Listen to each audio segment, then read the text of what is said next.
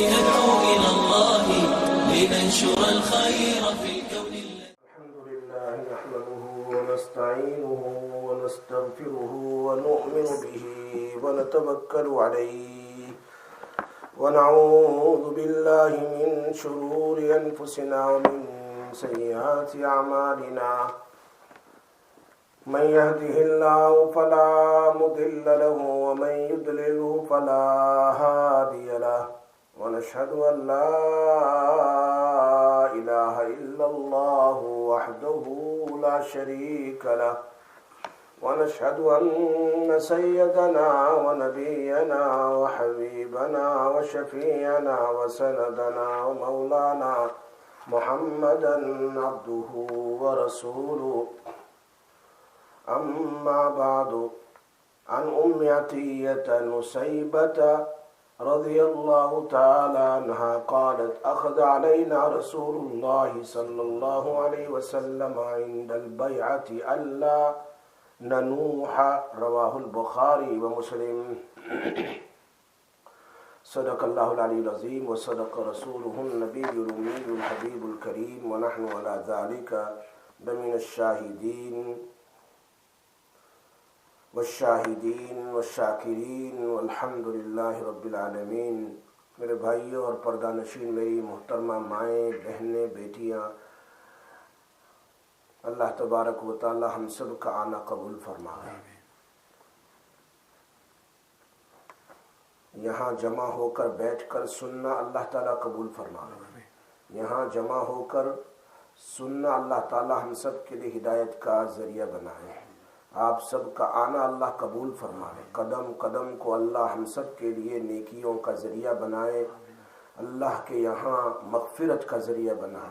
اللہ کے یہاں اللہ کی رضامندی کا ذریعہ بنائے. گزشتہ ہفتہ میں آپ لوگوں سے بات کر رہا تھا یہ میت پر رونا اور نوحہ کرنا. چونکہ یہ بہت امپورٹنٹ ہے، اس لیے میں نے سوچا کہ کچھ باتیں ایسی ہو جو میت کے انتقال کے وقت کی جاتی ہے، کون سی جائز کون سی ناجائز وغیرہ نبی اکرم صلی اللہ علیہ وسلم نے بیان فرمائی ہے. ورنہ زندگی گزر جاتی ہے، ہمیں ایسی حدیث بھی سننے کی نہیں ملتی ہے. اس لیے کچھ ایسی باتیں بھی سامنے آ جائیں جو کبھی سنی نہ ہو. آپ صلی اللہ علیہ وسلم نے عورتوں سے بیعت لی ہے. نبی اکرم صلی اللہ علیہ وسلم نے عورتوں سے بھی بیعت لی ہے. تو عورتیں بھی بیعت کرتی تھی اللہ کے رسول صلی اللہ علیہ وسلم کے زمانے میں، لیکن ان کی بیٹھ کا طریقہ بالکل الگ ہوتا تھا کہ وہ دوسرے روم میں بیٹھ کر اللہ کے رسول صلی اللہ علیہ وسلم کے الفاظ جو کہتے تھے وہ دہراتی تھی. تو اس سے معلوم ہوتا ہے کہ ہر مرد کو اور ہر عورت کو کسی نہ کسی شے کے ساتھ بیعت ہو جانا چاہیے. بیعت ہونا چاہیے. بقول بایزید بستامی رحمۃ اللہ علیہ کے، جس کا کوئی پیر اور شیخ نہیں ہوتا اس کا شیخ شیطان ہوتا ہے. جس کے سر پر کوئی شیخ نہیں ہوتا اس کا شیخ شیطان ہوتا ہے. یہ بایزید بستامی بہت بڑے اللہ کے ولی گزرے ہیں، انہوں نے اس بات کو لکھا ہے. اور بیعت ہونے کا جو یہاں پر ذکر ہے، اس لیے اس پر سے ایک بات یاد آ گئی کہ نبی اکرم صلی اللہ علیہ وسلم عند البیعۃ الا ننوحا، جس ماحول میں جو گناہ عام ہوتے ہیں اس ماحول میں اس گناہ پر بیعت لی جاتی ہے. ان کے زمانے میں یہ گناہ عام تھا، میت پر رونا، چلانا، پیٹنا. ایک تو رونا ٹھیک ہے، لیکن چلانا، پیٹنا، گریبان کو پھاڑنا، چہرے پر تماچے مارنا وغیرہ وغیرہ جو الفاظ ہے یہ سب عام تھا. اس لیے اللہ کے رسول صلی اللہ علیہ وسلم نے اس پر بیعت لی ہے. 28ویں پارے میں عورتوں کی بیعت کا ذکر ہے.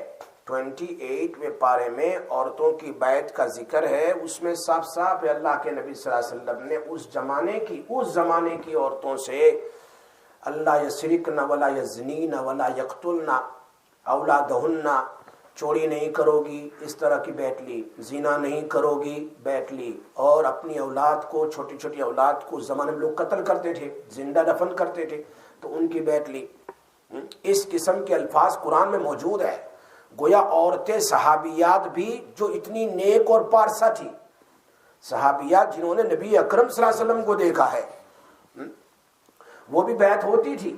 تو اس زمانے میں تو ماحول اتنا خراب ہے، وہ ماحول کتنا اچھا تھا، اور وہ بھی اللہ کے نبی صلی اللہ علیہ وسلم کا زمانہ ہے، خیر القرونی، سب سے بیسٹ زمانہ جس میں قرآن اتر رہا ہے، جس اللہ کے نبی کا دنیا میں آنا کتنی بڑی برکت ہے، زمین پر موجود ہونا کتنی بڑی برکت ہے۔ خود اللہ کے نبی صلی اللہ علیہ وسلم نے فرمایا حیاتی خیر لکم و مماتی خیر لکم، حیاتی خیر لکم و وفاتی خیر لکم، میرا دنیا میں رہنا بھی تمہارے لیے بہتر ہے، اور میرا دنیا سے چلے جانا، قبر میں سو جانا، یہ بھی تمہارے لیے بہتر ہے۔ دونوں چیزیں بیان فرمائی ہے۔ دنیا میں رہیں گے تو ضرور دعا کریں گے اپنی امت کے لیے، وہ کرتے رہے این تک، انتقال ہونے تک، اور انتقال کے بعد فرمایا تمہارے نام اعمال مجھے بتلائے جاتے ہیں، ہر منڈے اور تھرسڈے کو تمہارے نام اعمال ہے امتیوں، مجھے بتلائے جاتے ہیں قبر میں۔ تو اگر اچھے اعمال ہوتے ہیں تو میں اللہ کی تعریف کرتا ہوں کہ میرے امتی ماشاءاللہ اچھے اعمال کریں، اور اگر تمہارے برے اعمال مجھے بتلائے جاتے ہیں تو میں اللہ سے تمہارے لیے استغفار کرتا ہوں۔ یہ حدیث میں حیاتی خیر لکم وفاتی خیر لکم، آپ کا زمین پر ہونا بھی بہتر ہے، آپ کا زمین میں سونا بھی بہتر ہے، امت کے لیے تو دونوں طرف ہے۔ تو آپ صلی اللہ علیہ وسلم پھر بھی اتنا بہتر زمانہ ہے، لیکن بیٹھ لے رہے، عورتیں بیٹھ کر رہی ہے۔ اپنے سر پر کوئی شیخ رکھنا چاہیے کہ اپنی جتنی برائیاں ہیں ان کے سامنے کسی نہ کسی طرح چاہے لکھ کر پیش کرنی چاہیے کہ میرے اندر یہ برائی ہے، اس کو دور کرنے کا کیا طریقہ ہے۔ عام طور پر ہوا ہے اور ہوتا رہا ہے۔ ہمارے امام ابو حنیفہ رحمۃ اللہ علیہ، امام مالک، یہ لوگ بھی بڑے بڑے بیت ہوتے تھے، حالانکہ اتنے بڑے امام ہیں۔ امام احمد بن حنبل رحمۃ اللہ علیہ، ایک بزرگ آئے تو کھڑے ہو گئے، فرمایا ان سے وہ بیٹھ تھے، فرمایا طالبان کہ آپ تو بڑے محدث ہیں اور آپ کھڑے ہو گئے ان کے لیے۔ تو کیا فرمایا امام صاحب رحمۃ اللہ علیہ نے، امام احمد بن حنبل رحمۃ اللہ علیہ نے، میں تو اللہ کا علم جانتا ہوں، یہ اللہ کو جانتے ہیں، یہ تو اللہ کو جانتے ہیں، یہ اللہ والے ہیں۔ تو اس پر سے بات آئی کہ اگر کسی سے بیعت ہو جائیں تو اس کا سب سے بڑا فائدہ کیا ہے کہ شیطان ذرا ہچکچاتا ہے، ورنہ اس کو برابر پکڑ لیتا ہے۔ نمبر 2، بیعت ہونے کے بعد انسان جب بیعت ہوتے وقت جو توبہ کی جاتی ہے وہ توبہ قبول ہو جاتی ہے۔ وہ توبہ کیا ہے؟ قبول، کیونکہ اس نے کسی کو وٹنس بنا کر بیعت کی ہے، گواہ بنا کر بیعت کی ہے، میں توبہ کرتی ہوں کفر سے، شرک سے، بدعات سے، چوری سے، زنا سے، فلاں سے، فلاں سے، کبیرہ گناہوں سے۔ یہ گویا اللہ کو کہہ رہی ہے کسی کو وٹنس بنا کر، تو قیامت کے دن کہہ سکتی ہے میں نے توبہ کی ہے، میں نے توبہ کی ہے۔ چوتھی بات یہ ہے کہ جس کو شیخ بناتے ہیں تو ظاہری بات ہے کہ وہ اس کے لیے اور وہ ہر اپنے مریدوں کے لیے ہر وقت دعا میں یاد رکھتا ہے، اور ان کی دعاؤں میں چاہے دنیا میں کہیں بھی جائیں، جہاں کہیں وہ دعا کریں گے تو ظاہری بات ہے کہ ان سے جو منسلک ہے، بیعت ہے، ان کے لیے بھی دعا کرتے ہیں۔ تو ہم تو آرام سے رہ رہے ہیں اور ہمارے لیے دعا ہو رہی دنیا میں۔ اس کا ایک فائدہ یہ بھی ہے، قاری طیب صاحب رحمۃ اللہ علیہ 30 سال پہلے انتقال کر گئے، اور 30 سال کے بعد ان سے ایک عورت بیعت تھی۔ 30 سال کے بعد حضرت کے ملفوظات میں لکھا ہے کہ 30 سال کے بعد جب اس عورت کا انتقال ہو رہا ہے تو وہ کہہ رہی ہے میرے شیخ آ رہے ہیں اور مجھے کلمہ یاد دلا رہے ہیں، حالانکہ شیخ کے انتقال کے 30 سال ہو گئے، تو یہ شیخ نہیں آ رہے ہیں۔ اللہ پاک نے اس برکت، بیعت کی برکت سے ایک شیخ کی شکل جیسا فرشتہ بھیجا، اس کو کلمہ یاد دلا رہا ہے۔ برکات بے شمار ہے، تو قرآن سے بھی ثبوت ہے۔ تو ان کی بیعت لیتے تھے اللہ کے نبی صلی اللہ علیہ وسلم۔ مردوں کی بیعت تو ہاتھ میں ہاتھ لے کر، عورتوں کی بیعت پردے کے پیچھے ہوتی تھی یا دوسرے مکان میں ہوتی تھی۔ اس طرح اللہ کے نبی صلی اللہ علیہ وسلم نے صحابیات سے بیعت لی ہے۔ خود اللہ نے کہا تم ان سے بیعت لو اس قسم کے الفاظ سے، جیسے یہاں پر بھی ہے آج کی بخاری شریف اور مسلم شریف میں، اخذ علینا رسول اللہ صلی اللہ علیہ وسلم عند البیعۃ اللہ ننوحا، نبی اکرم صلی اللہ علیہ وسلم نے بیعت کے وقت ہم سے یہ عہد لیا کہ ہم نوحہ نہیں کرو گی، بولو اس طرح کہا، تم مجھ سے بیٹھ لو کہ ہم انتقال کے وقت گریبان نہیں پھاڑے گی، اپنے چہرے پر نہیں مارو گی، اور اسی طرح زور زور سے نہیں چلاؤ گی، اس طرح کی بیعت لی ہے۔ اللہ کی اور رسول پاک صلی اللہ علیہ وسلم کی نافرمانی نہیں کرو گی۔ اس سے معلوم ہوتا ہے کہ نوحہ کرنا، چلانا، گریبان پھاڑنا بہت بڑا گناہ ہے، بہت بڑا جرم ہے کہ اللہ کے نبی بیعت لے رہے ہیں، اور بیعت میں تو بڑے گناہ ہوتے ہیں، بیعت میں تو بڑے گناہ ہوتے ہیں۔ یہ اللہ کے نبی صلی اللہ علیہ وسلم نے بیعت، عورتوں کی بیعت میں آپ صلی اللہ علیہ وسلم کیوں اس طریقے سے نوحہ کی بیعت لے رہے ہیں، مردوں سے کیوں نہیں لی؟ دوسرا ایک سوال ہے، عورتوں سے رونے چلانے پیٹنے کی بیعت کیوں لی؟ فرمایا بعض علماء کرام کہہ رہے ہیں عورتوں میں نوحہ کرنا، زور سے چلانا، باپ کی موت پر، ماں کی موت پر، شوہر کی موت پر، بیٹی کی موت پر زور سے چلانا، گریبان کو پھاڑنا، چہرے پر مارنا، سر پر مارنا، یہ زیادہ ہے۔ کیونکہ ہم تو شہر میں رہتے ہیں، ہمیں اتنا پتہ نہیں ہوتا ہے، لیکن آپ چلے جاؤ گاؤں اور دیہاتوں میں چلے جاؤ، بہت جہالت ہوتی ہے، وہ تو اس سے بھی زیادہ بدتر کرتے ہیں۔ وہ تو میت کو جانے بھی نہیں دیتے، پکڑ لیتے ہیں، دفن بھی نہیں کرنا ہے، اور جب میت اٹھایا جاتا ہے تب دیکھنے کا لوگوں کی حالت ہم نے تو آنکھوں سے دیکھا ہے، ایسا لگتا ہے یہ لوگ دفن ہی نہیں کریں گے۔ تو ایسے وقت میں نے ایک بار کہہ دیا بھائی اس میت کو اسی گھر میں رہنے دو، اس کو دفن ہی نہ کرو، لے جاؤ، تب ڈرنے لگتے ہیں۔ ایسی چیزیں ابھی تک جہالت موجود ہے، گاؤں میں چلے جاؤ ایسی جہالت بہت ہے، اور ایسے الفاظ بھی بولتے ہیں جو مردوں میں کم ہوتا ہے، عورتوں میں زیادہ ہوتا ہے، لیکن اس کا یہ مطلب نہیں ہے کہ مرد کر سکتے ہیں، مطلب عورتوں میں زیادہ ہے اس لیے ان سے بہتری ہے، ورنہ یہ تو حرام ہے، مرد کے لیے بھی عورت کے لیے بھی، سب کے لیے حرام، بالغ ہونے کے بعد سے لے کر کوئی بھی ہر ایک کے لیے حرام ہے، یہ نہیں ہونا چاہیے۔ یہ چیزیں بعض مرتبہ اگر مرد کرتے ہیں تو ہم کہتے ہیں بھائی تم پھر عورتوں کا صبر کیسے ہوگا، تم ہی ایسا کرو گے۔ ہاں رونا ہے، کسی کے انتقال پر چلائے بغیر رونا، یہ تو جائز ہے، اللہ کے نبی صلی اللہ علیہ وسلم نے خود رویا، آنکھوں سے آنسو نکلے ہیں، یہ دل کی محبت ہے۔ بھائی میں نے باپ کے ساتھ، ماں کے ساتھ اور بیوی کے ساتھ، شوہر کے ساتھ 50 سال زندگی گزاری، 60 سال زندگی گزاری، تو یقیناً رونا تو آنا ہی آنا ہے، وہ تو دل بھر ہی جاتا ہے۔ آنسو کا بھی نکل آنا کوئی بری بات نہیں ہے، اللہ کے نبی صلی اللہ علیہ وسلم کی آنکھوں سے آنسو آئے، اسی نے تو صحابی نے سوال کیا آپ بھی رو رہے؟ فرمایا یہ رونا الگ ہے، جو چلانا ہے، زور زور سے چلانا اور گریبان کا پھاڑنا، یہ حرام ہے، یہ ممنوع، یہ تو ایک فطری بات ہے، یہ تو ناممکن سی بات ہے کہ آدمی اپنے متعلقین کے انتقال پر نہ روئیں، اس کا دل نہ روئے، آنکھوں سے آنسو بھی نہ بہیں، ایسا نہیں ہو سکتا، یہ ناممکن ہے، ہوتا ہے۔ شریعت کی نگاہ میں یہ منع نہیں ہے، منع کیا ہے؟ جو حد سے آدمی آگے بڑھ جائے، اعتدال ہو، درمیان ہو، ٹھیک ہے، لیکن بہت آگے بڑھ جائیں تو ایسی صورت میں بعض مرتبہ میت ابھی وہاں پڑی ہے اور میت کی اتنی وہ گھر والی اور اس کے گھر والے اتنی تعریف کرتے ہیں جو ویسا تھا ہی نہیں، ویسا تھا ہی نہیں۔ یہ بھی حدیث میں بخاری شریف میں ہے، اللہ کے نبی صلی اللہ علیہ وسلم نے ہر بات بتلا دی ہے۔ دیکھو یہاں کیا کہہ رہے ہیں، نعمان ابن بشیر رضی اللہ تعالیٰ عنہ فرماتے اغمی علی عبداللہ ابن رواحہ رضی اللہ تعالیٰ عنہ فجعلت اختہ تبکی وتقول واجبلا وکذا وکذا تعدد علیہ فقال حین فاق ما قلت شیئا الا قیل لی انت کذالک۔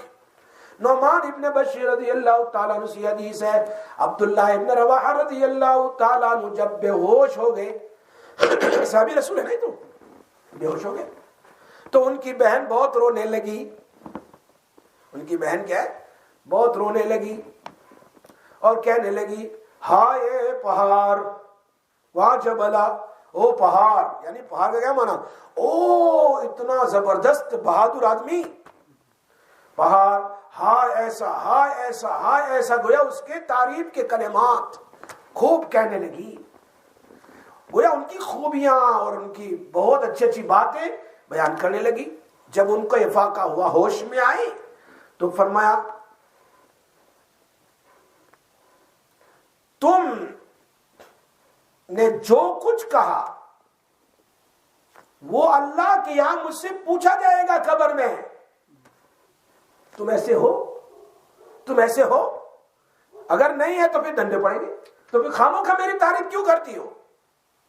میری بات سمجھ میں آ رہی ہے نا؟ ان کی بہن کا نام عمرہ بنت رواحہ، یہ نعمان ابن بشیر کی والدہ ہے، مدر ہے، صحابی کی ماں ہے۔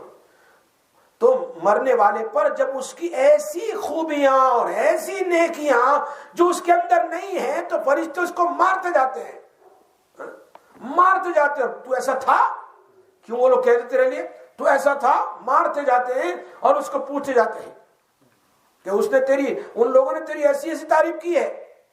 ارے ایک آدمی ٹھیک ہے، اچھا ہے، بہت نمازی ہے، چلو اس کے لیے اچھائی کی بات کر دی، بھائی ماشاءاللہ نماز تھا، فلاں تھا، لیکن جو چیز اس میں نہیں ہے، مثال کے کہہ دیا کہ وہ ساری دنیا کو کھلاتا تھا، وہ ساری دنیا کو کہاں کھلایا اس نے؟ تو اس کو مارا جائے گا، تو نے کھلایا ساری دنیا کو؟ اب فرشتے کی مار ہے تو بھائی دنیا والے کی مار نہیں ہے، وہ گرز ہے نا، آئین جو ہے جہنم کا لے کر آتے ہیں قبر میں، حدیث میں بخاری شریف میں، وہ جو آئین جو ہوتا ہے وہ جہنم کا غرض ہے، آئین ہے، اور وہ بالکل آگ میں لال لال ہوتا ہے۔ وہ ایک مارے نا تو نبی اکرم صلی اللہ علیہ وسلم فرمایا کہ مردہ 70 فیٹ زمین کے نیچے چلا جاتا ہے، پھر اس کو نکالا جاتا ہے، پھر مارا جاتا ہے، پھر دنیا کی طرح تھوڑا کہ پولیس نے ڈنڈا مارا تو ہو گیا، اس کے 2 دن کے بعد ٹھیک ہو گیا، ایسا نہیں ہے، وہ تو بہت خطرناک ہے۔ اللہ ہماری حفاظت فرمائے قبر کے عذاب سے۔ بھائی یہ میں کہتا ہوں آپ سنتے ہیں، لیکن توبہ توبہ توبہ، اللہ فرشتوں کی جہنم کے عذاب سے ہم سب کی حفاظت فرمائے، ہماری اولاد کی اور اعلی اولاد کی سب کی حفاظت فرمائے، ہم سب کی حفاظت فرمائے۔ تو بھائی ایسی کوئی چیزیں مردے کے لیے بیان کرنا جو اس میں نہیں ہے تو فرشتے ان کو سزا دیتے ہیں اور اس سے پوچھتے ہیں کہ تیرے اندر میں یہ خوبیاں تھی، اور اگر نہیں ہے تو پھر مارا جاتا ہے، اور اگر واقعی وہ خوبی ہے، اس میں واقعی خوبی ہے، ایک آدمی نے 50 حج کیے، ماشاءاللہ 50 حج کیے، ہم کہتے ہیں کہ امام ابو حنیفہ رحمۃ اللہ علیہ نے 40 سال تک، آج تک تعریف کر رہے ہیں لوگ، 40 سال تک عشاء کے وضو سے فجر کی نماز پڑھی، کیونکہ انہوں نے کیا ہے۔ بات سمجھ میں آ رہی ہے نا؟ تو ایک کسی کے اندر میں ایسی خوبی ہے، ایک آدمی نے 10 حج پڑھے، ہم نے کہہ سکتے بھائی ماشاءاللہ 10 حج پڑھے ہیں، ہم نے اتنا عمرہ کیا، اس نے کیا، لیکن کسی میں وہ چیز ہے ہی نہیں، اور پھر اس کو اگر کوئی حاجی صاحب نے اس کو حاجی صاحب کہے تو کیسا لگتا ہے؟ ایسا ہی ہے۔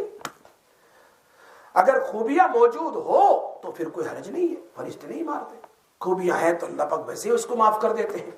اسی لیے کہ حدیث میں آتا ہے نا، ایک جنازہ آیا، اللہ کے رسول صلی اللہ علیہ وسلم نے پوچھا صحابہ سے یہ کیسے؟ فرمایا بہت اچھا تھا، بہت خیرخواہ تھا، نمازی تھا، فلاں اور فلاں، اس کی تعریف کی۔ اللہ کے نبی صلی اللہ علیہ وسلم فرمایا وجبت وجبت۔ دوسرا جنازہ، فرمایا اللہ کے ایسا ایسا تھا، تو اس میں یہ برائی تھی، اس میں یہ برائی تھی، فرمایا وجبت۔ اللہ کے نبی کیا مطلب اس کا؟ فرمایا پہلے والے پر جنت واجب، دوسرے والے پر جہنم واجب۔ کیوں؟ فرمایا تم لوگ ہو، میری امت جو ہے مردے کے لیے اس دنیا میں گواہ ہے، تمہاری گواہی پر اس پر جنت واجب ہے، تمہاری گواہی پر اس پر جہنم واجب ہے۔ اس لیے کہ جس میں جو چیز ہے تو ایک آدمی نہیں 50 آدمی اس کی گواہی دیں گے کہ بھائی یہ بہت اچھے آدمی تھے، کہتے کیونکہ اس کے اندر میں اچھائیاں تھی، لیکن ایک آدمی میں اچھائیاں ہی نہیں ہیں اور اس کی تعریف کی جائے بغیر، سمجھ میں آئی بات؟ تو ایسی صورت میں اس کو پھر عذاب ہوتا ہے۔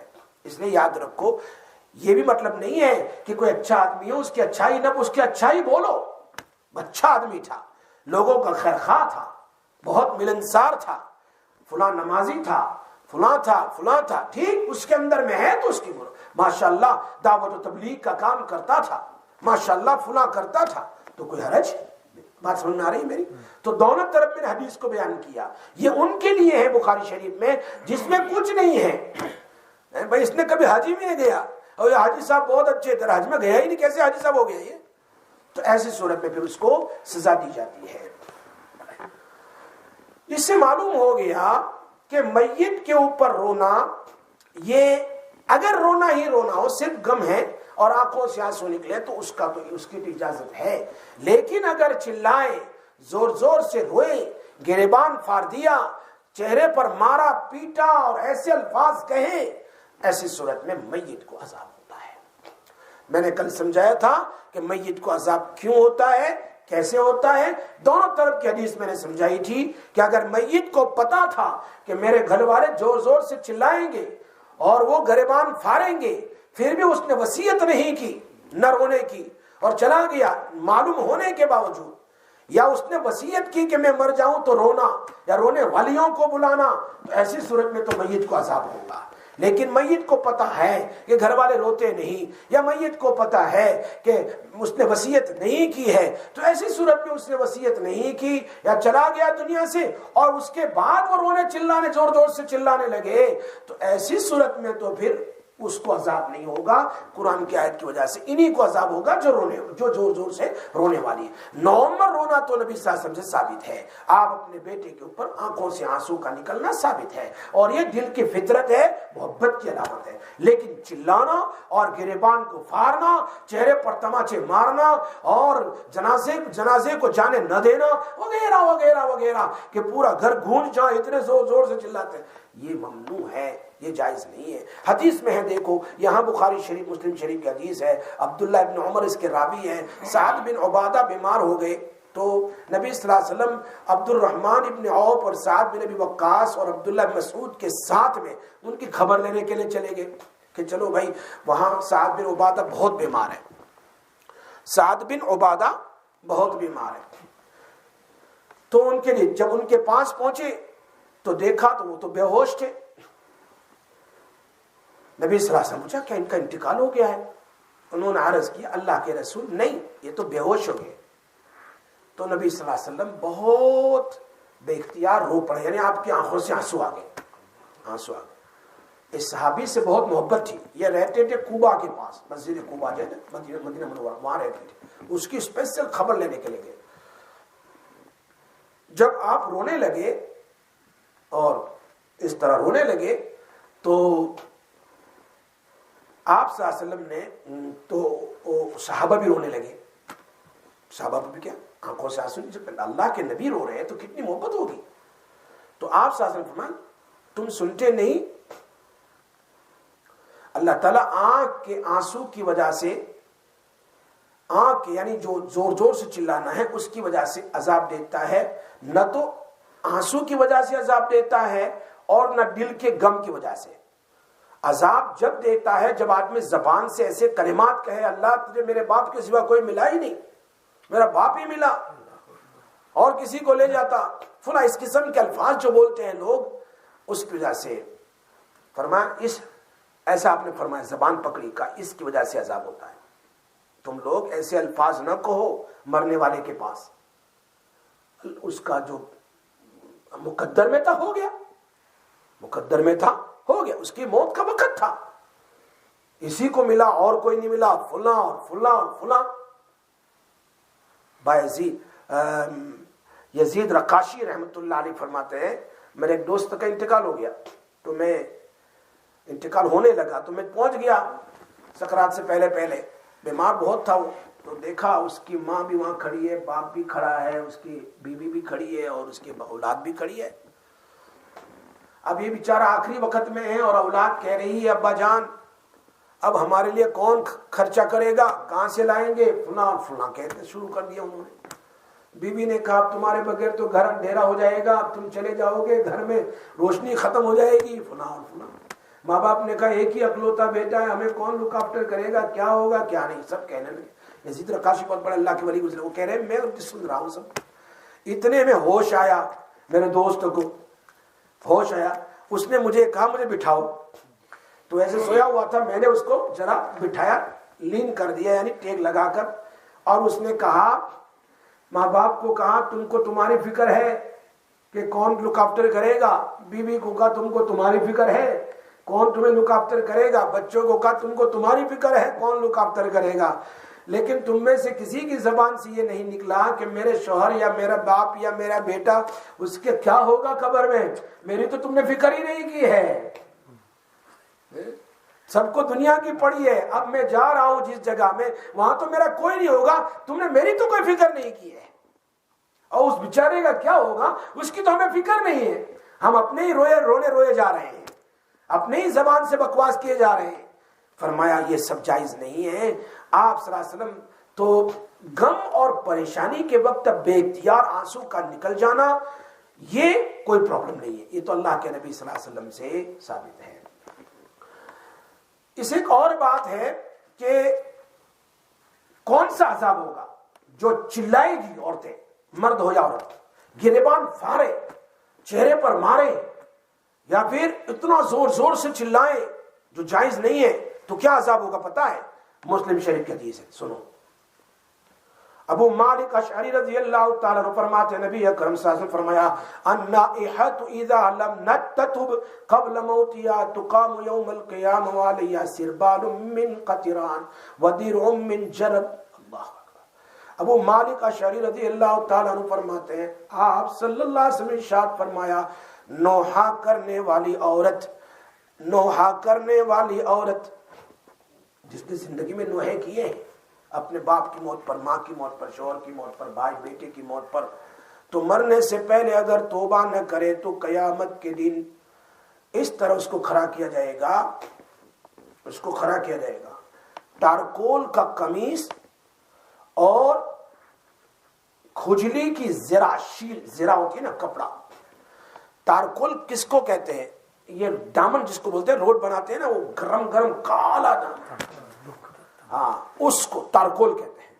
وہ تارکول کا اس کا قمیص ہوگا، اور اس قمیص کے اوپر شیل ہوگا، وہ خارش کا ہوگا، خارش ہوتی ہے نا، بس وہ پہنتے ہی بدن میں خارش شروع ہو جائے گی۔ یہ عذاب لکھا ہے مسلم شریف میں، صحیح حدیث ہے یہ، سنو، بہت سخت وعید ہے، نوحہ کرنے والیوں پر سخت اور سخت وعید ہے۔ اگر اس نے مرنے سے پہلے توبہ نہیں کی، اللہ سے معافی نہیں مانگی، تو قیامت کے دن اس کو یہی کہ وہ بس اندر میں جلن اور اوپر سے کھجلانا، پورا بدن اس کا کھجلی سے بھر جائے گا۔ اتنا خطرناک عذاب ہے، اور یہ جہنم کی کھجلی ہے بھائی، دنیا کی نہیں ہے۔ دنیا کی تو آدمی سو نہیں سکتا پوری رات، جس کو لگ جاتی ہے ایگزیما اور فلاں، یہ تو جہنم کی آگ کی کھجلی ہے، اور وہ تو نکلنے والی نہیں ہے کہ چلو دنیا میں تو دوائی لگا دی، وہاں تو پہنا ہوا ہے جہنم کا وہ قمیص اور وہ زرہ، وہ نکالی نہیں جائے گی۔ کیسے کھجلاؤ گے آپ؟ شیل جو ہوتی ہے بہت ٹائٹ ہوتی ہے، پہلے زمانے میں جو پہنتے تھے لوہے کی، ایسی لوہے کی اس کو پہنی جائے گی اس کو۔ اس لیے ایک تو بیعت کروائی عورتوں سے، اور بیعت میں یہ کہا کہ نوحہ نہیں کرو گی، معلوم ہوتا ہے عورتوں کو بھی کسی شیخ سے بیعت ہونا چاہیے، اللہ کے نبی صلی اللہ علیہ وسلم، اور جو ماحول میں جو گناہ ہو اس سے بیعت لینی چاہیے۔ آئی بات سمجھ لیں؟ عام طور پر زنا عام ہے، جیسے آج کل ڈرگز عام ہے، تو ہم کہتے ہیں بھائی توبہ کرو کہ شراب نہیں پیئیں گے، ڈرگز نہیں لیں گے، اس قسم کے۔ اللہ کے نبی صلی اللہ علیہ وسلم نے بیعت لی ہے عورتوں سے، تو اللہ نے فرمایا کہ اس قسم کے الفاظ ان سے کہلواؤ، تو قرآن میں ثابت ہے۔ دوسری، آپ صلی اللہ علیہ وسلم نے لوگوں سے بیعت لی، عہد لیا عورتوں سے، وہ کیا ہے؟ وہ بھی بہت زبردست آج کل ہے، وہ کون سا ہے؟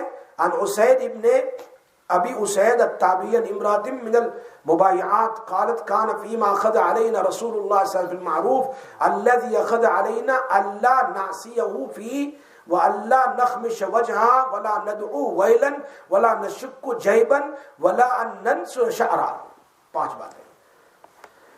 اسید ابن اسید تابعی ہے، وہ اس عورت سے روایت کرتی ہے، یعنی صحابیہ سے، جن سے اللہ کے نبی صلی اللہ علیہ وسلم نے بیعت کے وقت جو الفاظ کہلوائے تھے، اس صحابیہ سے روایت کرتے ہیں کہ نبی کریم صلی اللہ علیہ وسلم بیعت کرنے والوں میں سے تھی، اور انہوں نے بیان کیا کہ نبی صلی اللہ علیہ وسلم نے بیعت کے وقت ہم سے عہد لیا، ہم سے پرومس کروایا.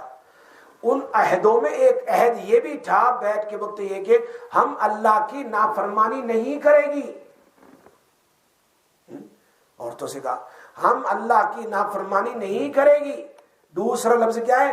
چہرے کو نہیں نوچے گی. انتقال کے وقت ہے نا باپ کا انتقال اپنے چہرے کو مارتی ہے, پٹتی ہے, نوچتی ہے. آج بھی ایسا چہرے کو نہیں نوچے گی. تیسری بات ہلاکت کی بد دعا نہیں کرے گی. عورتوں میں زیادہ ہے. لڑکے نے کچھ گڑبڑ کر دی تو مر نہیں جاتا, تو بیمار نہیں ہو جاتا. ہمارے یہاں ہندوستان میں نے پہلے بھی سنا تھا ایک عورت کا واقعہ کہ اسکول سے بیٹا آیا 1-1:30 بجے اور اس نے کہا میں تو کرکٹ کھیلنے کے لیے جاتا ہوں بچوں کے ساتھ. تو ماں نے کہا نہیں گھر پہ رہو, نہیں جانا ہے. تم کہنا امی میں تو جاؤں گا, بچے ہوتے ہیں ضدی ہوتے ہیں, میں تو جاؤں گا. تو کہا میں نہ کہتی ہوں کیوں نہیں جاتا. بہت غصے ہو گئی اور غصے میں کہہ رہے شام تک تیری موت نہیں آتی یا عصر تک تیری موت نہیں ہوتی, ایسا کہہ دیا اس نے زبان سے. اب کیا قبولیت کی گھڑی ہوگی. چلا گیا کرکٹ کھیلا, برابر کھیلا سب کے ساتھ, اور جیسا ہی آیا عصر کی اذان کے وقت گھر پر آیا انتقال کر گیا. اس نوجوان بیٹی کی موت آ گئی. یہ ماں کی بد دعا کا اثر ہے. اللہ کے نبی صلی اللہ علیہ وسلم منع فرمایا اپنی اولاد کو, اپنے شوہر کو, اپنے ماں باپ کو اور کسی کو بھی بد دعا نہ کرو, کسی کے لیے بد دعا نہ کرو. ہلاکت کی بد دعا کبھی نہیں کرنی چاہیے. آج کل تو کہتے ہیں اس کو کینسر ہو جائے تو اچھا ہے, نعوذ باللہ, اس کا ایکسیڈنٹ ہو جائے تو اچھا ہے, یا مر جائے تو اچھا ہے. ایسے لوگ الفاظ بولتے, نہیں بولنا چاہیے. اللہ کے نبی نے بیعت لی ہے. بلکہ یوں کہنا تو مت جا, یہ بھی کبیرہ. اگر اس کے بعد وہ چلا گیا تو اگر بیٹا بالغ ہے تو اس کو کبیرہ گناہ ہوگا, اور کبیرہ گناہ معاف نہیں ہوتا جب تک وہ بیٹا توبہ نہیں کرے گا. جس کو بالغ ہے وہ نابالغ نہیں ہے. اسی لیے حضرت مفتی شفیع صاحب فرماتے ہیں اپنی اولاد کو بھی اس طرح الفاظ استعمال کرے کہ اگر وہ کر بھی رہے تو اس کو کبیرہ گناہ نہ ہو, ورنہ تو بھی اپنے بیٹوں سے کبیرہ گناہ کرواتی ہو. کیا الفاظ استعمال کرے؟ بیٹا اگر نہ جاوے تو تیرے لیے بہت اچھا ہے, تیرے لیے اچھا ہے. ڈائریکٹ اس کو کومان نہ کرو, حکم نہ کرو. اگر اس نے کر لیا تو اس کو کبیرہ گناہ ہوگا. یہ مسئلہ ہے. اس لیے بیٹا نہ جا, اچھا ہوگا فلاں تھوڑا سا محبت سے پیار سے کہیں اس کو. لیکن عام طور پر اولاد کیا ہے, ضدی ہوتی ہے, وہ کر لیتی ہے. بعض اولاد مان جاتی ہے, بعض نہیں مانتی, نکل جاتے, چلے جاتے ہیں. تو ایسے وقت میں اگر ماں بیٹھے بیٹھے بد دعا کرے گی تو اس کو وہ بد دعا لگ جائے گی. اللہ کے نبی صلی اللہ علیہ وسلم منع فرمایا کہ اپنی جو پھر بعد میں روئے گی کیا فائدہ, تیری بد دعا سے ہوا ہے. تو اپنی اولاد کے لیے بد دعا کرتی رہی, نہ دن دیکھا, نہ مہینہ دیکھا, نہ رات دیکھی, نہ کوئی ٹائم دیکھا, بس جب دیکھے تب بد دعا, جب دیکھے تب بد دعا. تو یہ بچے اگر خراب ہو جائیں گے تو اس میں قصور تو تیرا ہے, تیری بد دعا سے ہوا ہے. بات سمجھ آ رہی ہے نا؟ اس لیے ہمارے شیخ سریش کیا کہہ رہے ہیں, حرم کے امام پڑھاتے ہیں اخبار میں ہم نے, اس کی ماں جب بھی غصہ ہوتی تھی, جب وہ چھوٹے تھے نا تو بچے تو نوٹی ہوتے ہیں نا, تو جب بھی غصہ ہوتی تھی تو کہتی تھی غصے میں اللہ تجھے حرم کا امام بنائے. وہ خود کہہ رہے ہیں کہ میری ماں میں کہتی تھی, اور دیکھو ماں کی دعا قبول ہوگی حرم کا امام, اور ایسا امام کہ اماموں کا امام ہے, سب کا سردار ہے بھی. تو ماں کی دعا بھی اور ماں کی بد دعا بھی قبول ہو جاتی ہے. تو اچھے الفاظ کہہ دو نا کہ اللہ تجھے ہدایت دے, غصے میں ہی کہہ دو اللہ تجھے ہدایت دے. بوڑھے الفاظ کہنا کوئی ضروری ہے؟ ہم اپنے ہی کلاڑی اپنے پیر پر مار رہے ہیں, اپنی اولاد کے لیے ہم بد دعا کر رہے ہیں. اس لیے اس قسم کے الفاظ سے کیا ہوتا ہے, اپنی اولاد اور زیادہ نافرمان ہو جاتی ہے. تو اللہ کے نبی صلی اللہ علیہ وسلم نے ایک بیعت تو یہ لی عورتوں سے, نافرمانی نہیں کریں گے, نافرمانی نہیں کریں گے. اور دوسری بیعت لی کہ ہم چہرے کو نہیں نوچے گی, یوں بیعت لی. اور تیسری یوں کہی ہلاکت کی بد دعا نہیں کرے گی, ہلاکت کی بد دعا نہیں کرے گی. اور چوتھی گریبان چاک نہیں کرے گی. میت پر زور زور سے رو کر اپنے گریبان کو چاک نہیں کرے گی. اور 5ویں بیٹھ لی اللہ کے نبی صلی اللہ علیہ وسلم نے, بال کو نہیں بکھیرے گی. وہ بال کھول کر کے پھر روتے ہیں, اس طرح بھی کرتے, بال بھی کھینچتے ہیں, یہاں سے کھینچتے ہیں, یہاں پیچھے سے کھینچتے ہیں.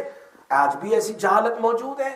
نبی اکرم صلی اللہ علیہ وسلم نے اس قسم کے الفاظ کہہ کر بیعت لی ہے, چونکہ یہ سب کے سب زمانے جاہلیت کی خطرناک اور بہت بری رسومات تھی. اب بچوں کو بد دعا دینا زمانے جاہلیت کی عادت ہے, یاد رکھو. اس لیے اس پر اللہ کے نبی صلی اللہ علیہ وسلم نے صحابہ کرام اور صحابیات سے جیسا جیسے ماحول میں جو خرابی تھی ویسی بیعت لی. تو بیعت لینا سنت ہے, اللہ کے نبی صلی اللہ علیہ وسلم سے ثابت ہے اور قرآن سے بھی ثابت ہے. تو آج کے سبق میں آپ کو قریباً 4 باتیں ملی. نمبر 1, میت عورتوں کو بیعت کرنا چاہیے, اور اپنی برائیاں جو اس زمانے کی ہے اس کو شیخ کو چاہیے کہ وہ برائیاں ان سے کہلوائیں, توبہ کروائیں اس سے. اور آپ صلی اللہ علیہ وسلم کے زمانے میں چونکہ نوحہ کرنا, میت پر چلانا, رونا, یعنی چلانا, گریبان کو پھاڑنا, چہرے کو اس طرح نوچنا, بالوں کو کھینچنا بہت زیادہ تھا, اور یہ زمانے جاہلیت کی عادتیں چلی آ رہی تھی. تو آپ صلی اللہ علیہ وسلم نے صحابیات سے اس قسم کے الفاظ سے بھی بیعت لی ہے. اور نمبر 2 رونا اور چلانا دونوں میں فرق ہے. آپ صلی اللہ علیہ وسلم سے رونا ثابت ہے, آنکھوں سے آنسو نکلنا, دل کا غمگین ہونا ثابت ہے, لیکن چلانا اور رونا اس پر عذاب ہوگا. نوحہ کرنے والی مرد ہو یا عورت ہو, اس کو عذاب ہوگا کہ تارکول کا قمیص پہنایا جائے گا اور شیل پہنایا جائے گا. کس قسم کا بھائی؟ جہنم کی آگ کا, جو کھجلی ہی کھجلی کرے کیا جائے اس کے بدن میں رہے گی, اس کے اوپر اس کو. اور اس کے بعد چوتھی بات کی, میت کی ایسی خوبیاں بیان کرنا جو میت میں نہیں تھی. تو فرشتے مارتے ہوئے اس کو کہتے تیرے اندر میں یہ خوبیاں نہیں تھی, کیوں بیان کر رہے ہیں؟ تیرے اندر میں یہ خوبیاں نہیں, کیوں بیان کر رہے ہیں؟ مارتے جاتے ہیں. اس لیے میت میں جو خوبیاں ہیں اس کو بیان کرو, حدیث سے ثابت ہے. اور میت میں جو خوبیاں نہیں اس کو بیان نہ کرو, خاموں کا ہم میت کے لیے عذاب کا سبب بنتے ہیں. یہ بخاری شریف میں. اور 5ویں چیز, کفر تک پہنچانے والی 2 باتیں ہیں. کفر تک پہنچانے والی 2 باتیں ہیں. ابو ہریرہ رضی اللہ تعالیٰ فرماتے ہیں نبی اکرم صلی اللہ علیہ وسلم نے فرمایا, اثنتان فی الناس ہما بہم کفر. یہ حدیث مسلم شریف کی ہے. نبی اکرم صلی اللہ علیہ وسلم نے فرمایا 2 چیزیں لوگوں میں ایسی ہے جو ان کے حق میں کفر ہے. نمبر 1, الطعن فی النسب, نسب میں کسی کو تانا دینا, کسی کے نسب میں کہ تو تیرے باپ سے نہیں ہے, نسب میں کسی کو تانا دینا. سمجھ میں بات آ رہی ہے؟ نسب میں تانا دینا یہ بہت ہی خطرناک ہے. انسان کو, کہنے والے کو کفر تک پہنچا دے گا. کسی پر الزام نہ لگاؤ. اور نمبر 2, میت پر نوحہ کرنا. یہ 2 چیز. میت پر نوحہ کا معنی گریبان پھاڑنا یا چہرے کو نوچنا, بال کو کھینچنا, یہ کفر تک پہنچانا. 2 چیزیں ہیں. حدیث پاک کا خلاصہ یہ ہے کہ لوگوں کے نسب میں تان و تشنیع کرنا, میت پر نوحہ کرنا, یہ عام طور پر زمانے جاہلیت کے کافروں کی اور زمانے جاہلیت کے لوگوں کی عادت تھی. اس لیے ان دونوں چیزوں کو شریعت میں حرام کر دیا, اس کو حرام کر دیا. تو اللہ سے دعا کرتے ہیں اللہ تبارک و تعالیٰ اس قسم کی برائیوں سے اور اس قسم کے گناہوں سے, خصوصاً عام طور پر عورتوں میں زیادہ ہوتی ہے, جو آپ صلی اللہ علیہ وسلم نے بیعت لی ہے اس حدیث میں بخاری شریف میں 4 چیزوں کی, کہ اب نافرمانی نہیں کرے گی, چہرے کو نہیں نوچے گی, ہلاکت کی, اب کسی کے لیے بد دعا نہیں کرے گی, گریبان چاک نہیں کرے گی, بالوں کو نہیں کھینچے گی, وغیرہ وغیرہ.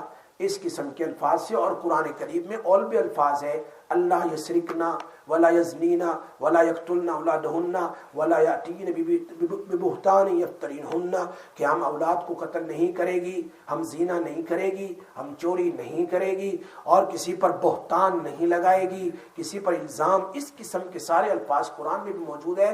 اللہ کے نبی صلی اللہ علیہ وسلم کو اللہ نے حکم دیا کہ ان سے بیٹھ لو اور اس قسم کے الفاظ کہلواؤ.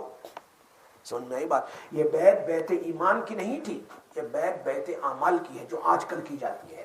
بیعت ایمان تو بیعت رضوان ہے جس پر، تو ایمان کی بیعت الگ ہے کہ ہم ایمان لاتے ہیں اب کفر نہیں کریں گے فلاں، اور بیعت اعمال یہ ہے کہ جو اعمال آج کل ماحول میں پھیلے ہوئے ہیں ان برے اعمال سے بیعت لینا ہے کہ اس قسم کے ہم دوبارہ گناہ نہیں کریں گے. اللہ پاک ہم سب کی ان تمام سے حفاظت فرمائے. وآخر دعوانا الحمدللہ رب العالمین. اللہم لک الحمد کما انت اہل وصلی علی سیدنا محمد کما انت اہل وافعل بنا ما انت اہل فانک انت اہل التقوی واہل المغفرہ. یا حنان یا منان یا بدیع السماوات والارض یا اللہ یا رحمان. اللہم صلی وسلم دائما ابدا علی حبیبک خیر الخلق کلہم. جزا اللہ عنا سیدنا محمد صلی اللہ علیہ وسلم ما هو اہل. اے اللہ ہم سب کے گناہوں کو معاف فرما. یا اللہ ہم سب کے گناہوں کو معاف فرما.